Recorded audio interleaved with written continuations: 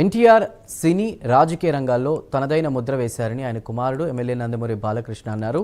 ఎన్టీఆర్ వర్ధంతి సందర్భంగా హైదరాబాద్లోని ఎన్టీఆర్ ఘాట్ వద్ద కుటుంబ సభ్యులతో కలిసి నివాళులర్పించారు. ఈ సందర్భంగా ఏపీ సీఎం చంద్రబాబు సతీమణి నారా భువనేశ్వరి, నందమూరి రామకృష్ణ, నందమూరి సుహాసిని తదితరులు ఎన్టీఆర్కు నివాళులర్పించి అంజలి ఘటించారు. ఎన్టీఆర్ సినీ రాజకీయ ప్రస్థానాన్ని బాలకృష్ణ గుర్తు చేసుకున్నారు. మహానుభావులు కావాలంటే ఎంతో శ్రమ, దీక్ష అవసరమని, అవి ఎన్టీఆర్లో ఉండేవని బాలకృష్ణ అన్నారు.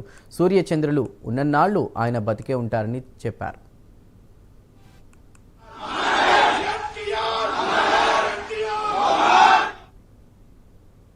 ఎన్టీఆర్ సేవలను స్మరించుకున్నారు నారా భువనేశ్వరి. తండ్రి ఆశయాలను, సినీ రాజకీయ రంగాల్లో ఆయన చేసిన కృషిని గుర్తు చేసుకున్నారు.